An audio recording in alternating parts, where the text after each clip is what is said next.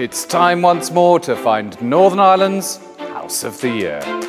We've got a wonderfully wide variety of houses, each with something special, something unique to offer. But who's going to be making those all-important decisions? Time to meet the judges.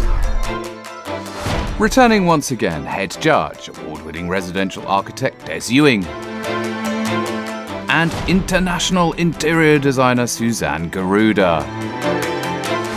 They're joined by Manhattan-based interior and product designer Michael Tavano. I'm looking at color, scale, texture, lighting, how the rooms flow from one to the other, how they relate. There should be nothing in the house that doesn't work in terms of its circulation and in terms of its durability, and it's got to look beautiful as well. A good interior really should lift your spirits. It should really nurture you, revive you, and ultimately a good interior should be a pleasure to live in. So there we are, 3 super stylish judges, 12 absolutely stunning properties, but only 1 winner. So let the games begin.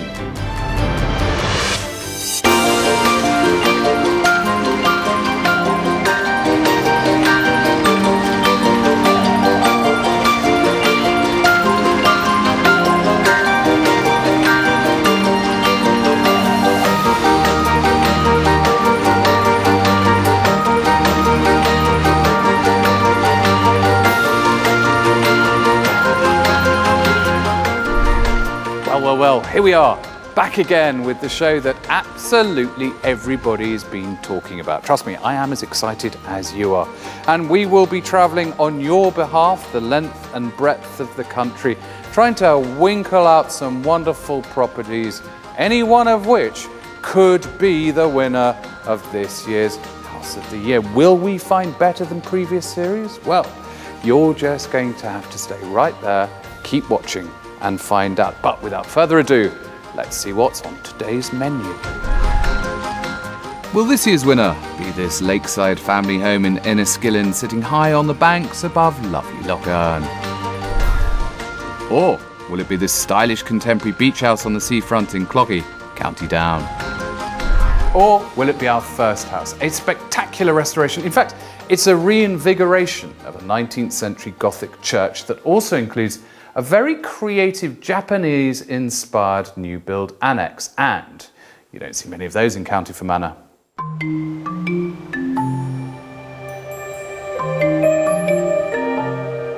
Built in 1841, the church was acquired in 1996 by its current owners Molly and Jimmy Armstrong, who fell in love with it but had no idea what to do with it. After some years, they commissioned their son, Nathan, an architect living and working in Tokyo, to design a Japanese-inspired home with a contemporary barn extension. The church became the functional living space, whilst the barn is the sleeping quarters. The Japanese influence is visible throughout, in the bedrooms, washroom, and in a tatami mat reading bed in the link corridor, and in the Japanese gravel garden.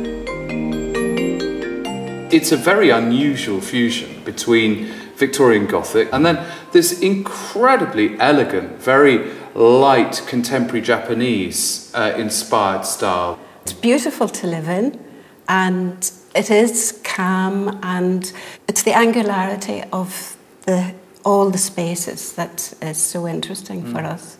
This extraordinary family link as well, because it's your son Nathan that's done all the architectural work. He's married to a Japanese girl and he's living in Japan with his 3 sons. It's a bit far away for an architect, but we managed to set up a communication system which worked, really worked. With Dad as project manager? Yes. Driving the dumper truck?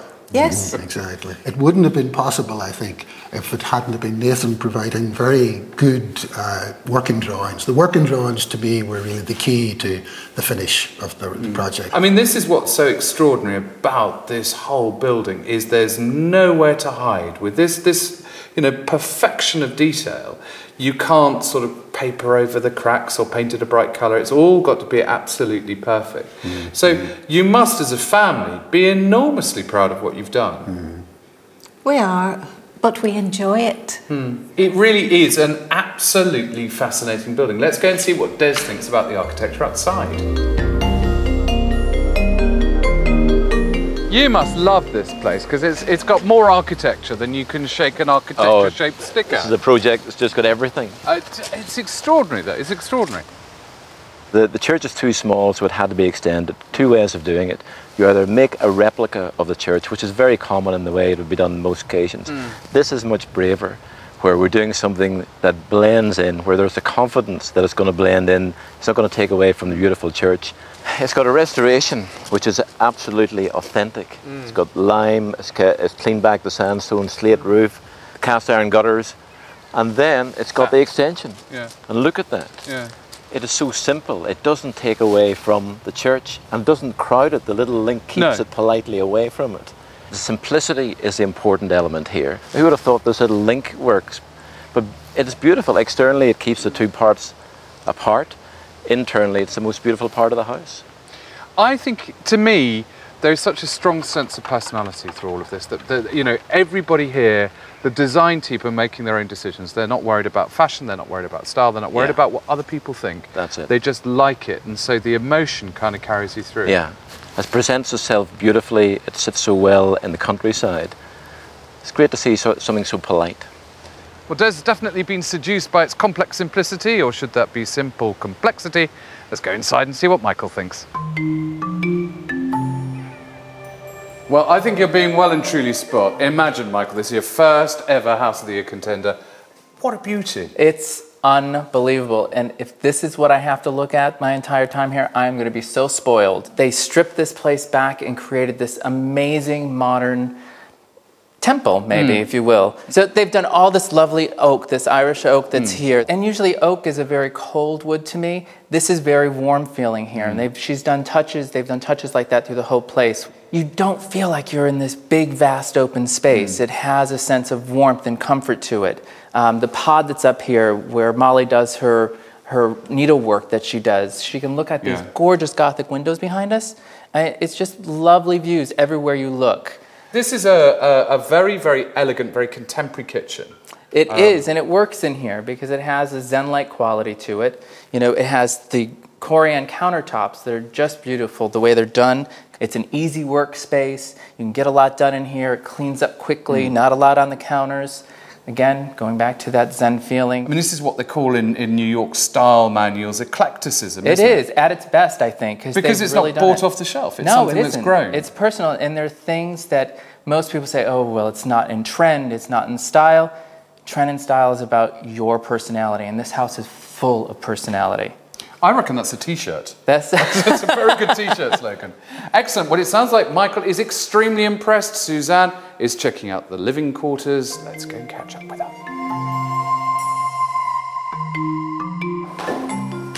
It is all extremely clever because the reason the church feels so uncluttered is because all the living happens here, but very elegantly. Beautifully designed. I mean, right through from the screens which divide the bedrooms, the Japanese bath, amazing. Yeah. Oh, beautiful. It's just so well designed. And again, these double height spaces, so that there's a constant feeling of space. But I mean, this is probably my favourite bit. This is the most beautiful link corridor I think I've ever been in. But it could, I mean, for most people, this would have just been written off because it's just a space that unites the church with where everybody's living. Yeah. But here it's considered as an experience in its own right. Well, it's a link from the past to the present. It's a link that is actually a relaxation area. Yeah. It's connected to the outside. You've got the beautiful Japanese garden. It's very, very zen. I mean, obviously a commercial development, a corridor area like this just simply wouldn't happen because it's a luxury of space. But obviously for Molly and for Jimmy, they're making the decisions, they're calling the shots. Absolutely. And you can really tell they enjoy this. But so much attention to detail has gone into this one space. The fact that you've got the Japanese garden outside and all the layers which are in that. Then you've got this tatami mat, which is lovely. It's so relaxing. There's a real serenity about this space. It's the attention to detail, even in the small things, which makes this so completely successful. Well, there we have house number 1, Jimmy and Molly's Gothic church conversion with this extremely elegant Japanese-inspired new build annex. A fitting start to this year's quest to find House of the Year. Let's meet house number 2.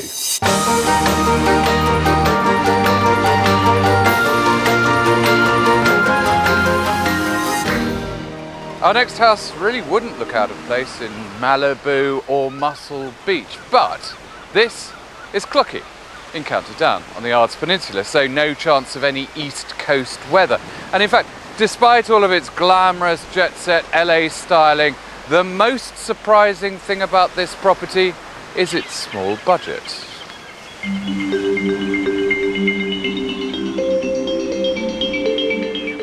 Sited right on the seashore in Clocky, this contemporary beach house was designed by its architect-owner Lee Jenkinson and project managed by himself and his wife Kate.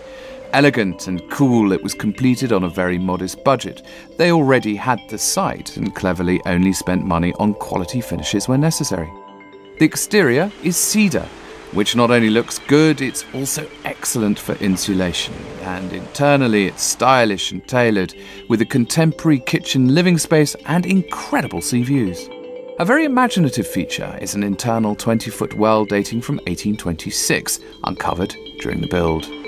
There's a landscaped sea garden to the side and a very James Bond-esque turning circle, necessary because of the contained nature of the site. Are you very proud of him, what he's done here? Yes, and he's worked very hard, so he has. She didn't even think about it. Did you see that? Straight in there. Yes, I am proud of Lee. Because it's a very, very swanky pad. It's not about money, this place, is it, at all? No. No. Very much a budget. And what you can achieve on a budget. Because our circumstances would have changed just before we started. We would have kind of lost about a third of our budget. So it was touch and go whether we did it at all. Did you find that you were forced to find new ways of doing things? Say, for example, like the edge detail, that would have had quite a lot of stainless steel in it, and we kind of pared it down to something that Dad and I could have just clipped on. What's it actually like to live in? The house is brilliant. It's lovely and warm. One thing I really love is heat. I haven't even had the heat on since we've been in. And the kids have got lots of storage now for their toys. It's brilliant. So just the layout and the design. Have you got lots of storage for the kids? Because I think that's quite important, you know. That's why we have the TV room. It's snug. That's where they go. How much did it actually cost? 170,000 minus 12,000 VAT, so 150. Blimey. Do you do gift wrapping? No, I mean, the thing is that it really does look as if it should be on the cover of a glossy magazine. And who knows, perhaps it will be on the cover of a glossy magazine when it wins House of the Year. Is it going to? Let's go and join Des down on the beach to see what he thinks about the architecture.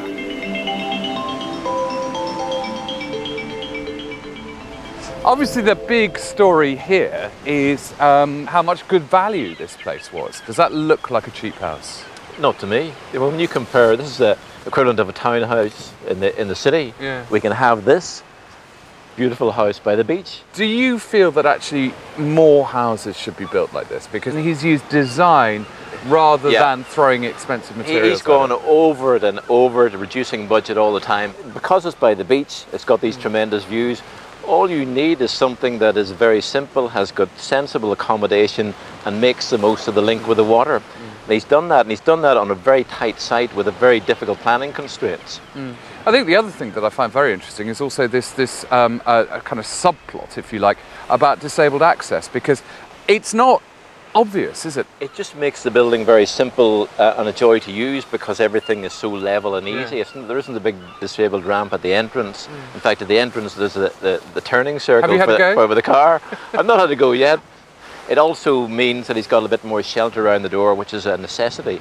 And this building has been designed out of necessity, and what has been achieved is something that's a little piece of art.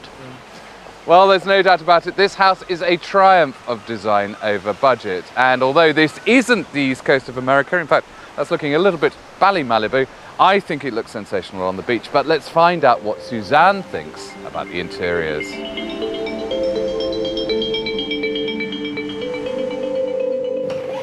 Well, for all its LA-inspired loveliness, couldn't be further from LA weather, could it? Very Northern Irish. There is a real continental feeling about this house. Very It's quite yeah, it is very European. There's a lot of energy you get by living by the sea, and that is what's so beautiful about this location. And they have really maximised this with the windows. And the fact that they're just solid plate glass windows rather than doors because of the sand coming in, Well, I and then suppose that fantastic balustrade. But I suppose that's because they've been on the site for 8 years. They know that actually, you know, it would be lovely to have doors there, but they simply wouldn't work. They wouldn't be practical. Yeah. They would become. I mean, that's the thing about having lived here before. They learned a lot about the site and knew how to position everything. So it works very, very well. But the thing I really like about this house is it shows what we're going to have to do more of now. This house has been done to a very, very tight budget, but it's been very well thought out. Yeah. The people have informed themselves, they've looked it around, they've picked something that they like the style of. Everything here is pretty straightforward, high street stuff, but it's the mix, isn't it? It's the way it's put together that makes it personal absolutely. and fresh. And that's what's happening now. They've got a bit less cash, but a bit more confidence, and that's great. I think that is going to change the way we see design here. It is high chic, but from the high street. Let's go and find Michael, who's having a look at the living rooms. Right, where are you? There you are. You're not easy to miss here. I'm in the den. This is a really cute den. No, this is a snug. A snug. How This is cute snug. is that? Well, it is kind of snug in here, but it's Exactly. well done. You know, this is where the kids watch TV. They've done a great job with the privacy, with the window behind us up high. Yeah. This wall is really interesting. It's the curve from the car turnstile out front. Do you think that would have been nice with a bit of colour on it, maybe? Or maybe I do. There needs to be more color in here. I'd like to see more color. In small spaces, color works. The bathroom, I like the use of shiny and matte tiles on the wall. It gives some depth to it. And then this is really, really, really pretty outrageous. This well that they found when they were excavating, that dates back to 1826. But it's a nice way of bringing a bit of history, but in a very contemporary way. Yes, it really, really is. And there we go across. So, careful, careful. It's a bit like Indiana Jones's snake pit. Indiana O. Jones. And I want to show you in here. It's a small little room. It has great views. Yes. And there's some great little DIYs that they did in here. You know, what he did to the window. Isn't that brilliant? It's like a shadow box lit with the painting. It's quite adorable, but this view is what makes it for me. To wake up and look at that is really pretty special. A DIY Malibu beach house, but without an LA price tag. A very impressive house number 2. Now on to house number 3.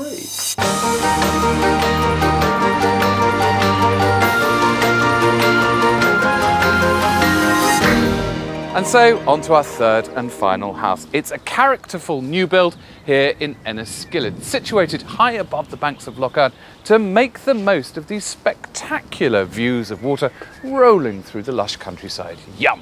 It's the perfect location, but what's the house like?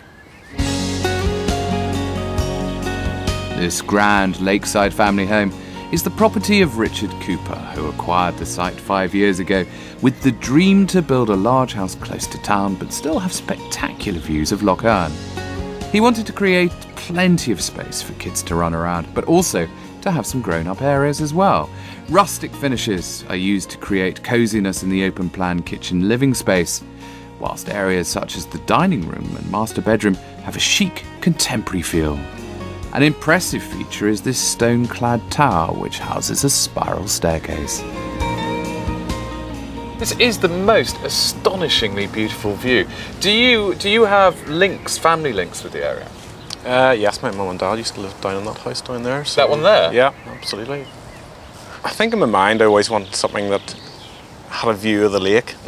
I was always on the lake when I was young, and always wanted to be close to it. Because the thing that strikes me about the house is that there are a lot of traditional references, but it still feels very, very modern inside in the way that you obviously want to use it. What were the inspirations in terms of laying a house out like this? Well, we wanted space, and things that you see in it, like the stone and the ironwork, were all things that I'd seen over a number of years on my holidays and looking through magazines, and there's always things that I liked in houses. So it was a matter of throwing all those things together and seeing what way it turned out, and I think it turned out fine. Do you think that this house sums you up as a personality? Yeah, absolutely. So it's a little bit country, it's a little bit rock and roll, it's kind of the best of both worlds, really. Yeah, that's me, I'd agree. It's definitely a fascinating house. I'm going to catch up with Des and see what he thinks about the architecture.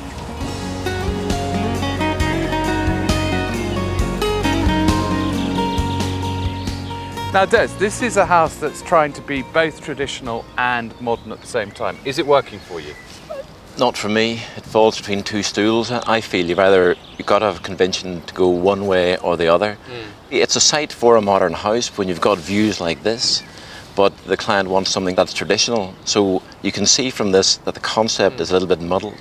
Well, there's definitely, I mean, there's modern touches, some of which I think are quite nice. I mean, I quite like this glass balustrade, and there are some ideas, like at the front. That turret strikes me as a good idea. I mean, it's you know, it's an eye-catching, nice detail. Good. It shows you where the entrance is. You know automatically there's going to be something happening there, and that's where the front door is. So that's good. And it is a little jumbled on that side. You've got the retaining wall on one side, and the fact that you come to the garage first of the house is never a good thing. In its defence, I know that this house has kind of grown from the inside out, which I always like, because I think it's nice to, you know, think in terms of how it's going to be used. It's a family home. But obviously, this is a very, very obvious house, and that's the big thing. Because if you're having a picnic over there, there's gorgeous, ravishing area. This is what you're looking at. Yeah, and I bet it looks great. I bet it looks great from there, because you've got the stone and it looks like real stone from there. But when you come closer, you see it's just a veneer. You see it's a fake, which is not a good thing. So is it a des res? Remains to be seen.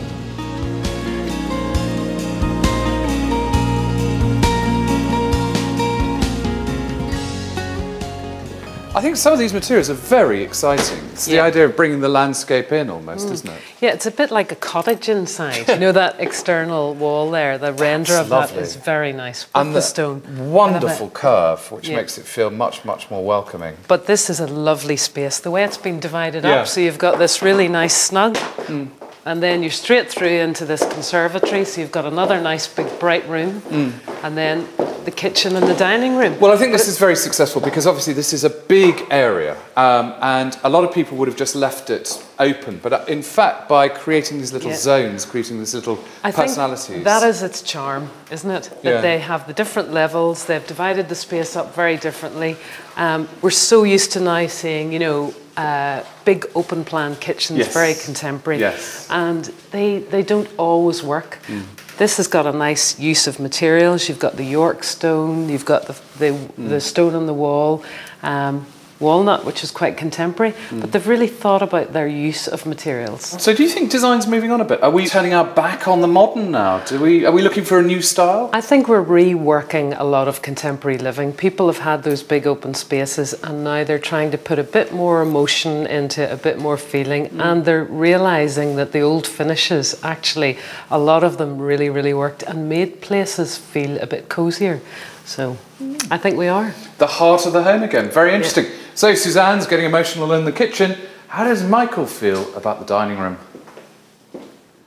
There's a distinct change of mood as you come through that door. The rustic gives way to something a little bit more grand, something a little bit more glam, actually, Michael, don't you think? Glamour, glamour, toujours glamour. Look at this. This is glamour. Yeah. Mirrored fireplace. I mean, that's quite boutique hotel. And then the wallpaper. And the wallpaper, a great statement. I think it's lovely, though, the idea of using pattern and colour as almost like texture. Yeah, it is a texture. Like and this does have a texture to the wallpaper, which is nice. Beautiful window treatments, with a great header detail. And this is nice as well. This is a family piece that he brought from his parents' house. He really loves it. He wanted to use it here. I'm so happy when things like that happen. Yeah, well, I think, again, getting out of the tyranny of modern houses with modern furniture. Right, you blend it in, it's great. This we're leading into the foyer here, which you have your archway into the formal living room. Nice detail, and it mirrors the archway into the kitchen, and then it brings us in here to the stairwell, which is the turret from the outside, which leads you upstairs to this very grand hallway that could actually be even used as a picture gallery, if you would, leading into the master suite. Again, having more wallpaper in it, which is well done in there. He's done a job of mixing wrought iron and stainless steel and silks and beautiful wallpapers to create a traditional modern. So, well done. There we go, traditional modern. An incredibly interesting last house for today's programme. 3 fabulous houses, but will one of them have what it takes to be this year's House of the Year? Only the judges will decide.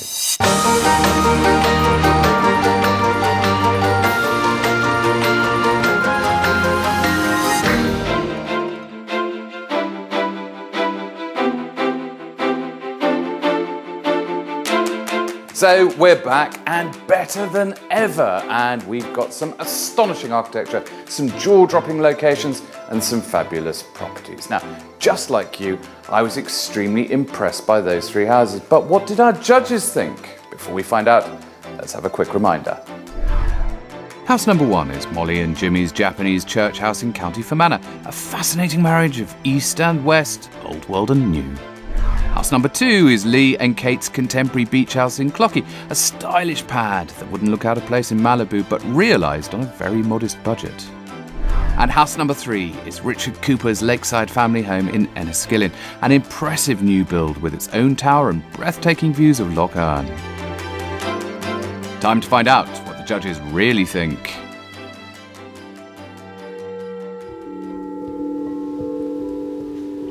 Well, Show 1 has thrown up 3 incredibly interesting houses. What a great start to the series.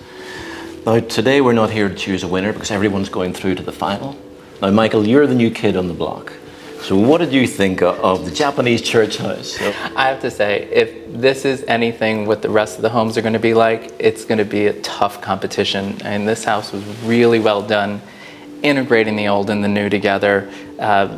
The textures that were used, the craftsmanship was right on top. You could see that with the way the outside was brought into the inside, was brought through to the finishes, and I think that's what really makes it work so successfully. And it was that little link that worked the most successfully. Absolutely. That to me was the little gem. Which is brilliant. A surprise because it was so necessary externally to separate the two buildings, the old and the new. They carried everything through, like the link corridor, it had that Gothic peak to it that carried through into the church. The contemporary beach house, another architect design house by Lee and Kate in Cloughy. There was great energy from the sea, from the location, and you got that because of the use of the way the windows were. So there were big windows at the seaside. What about the feel of the interior? The feel of the interior left me wanting more. It doesn't have to be, lackluster on a budget. It is not lackluster. That house is not lackluster. It is genius to produce for that price.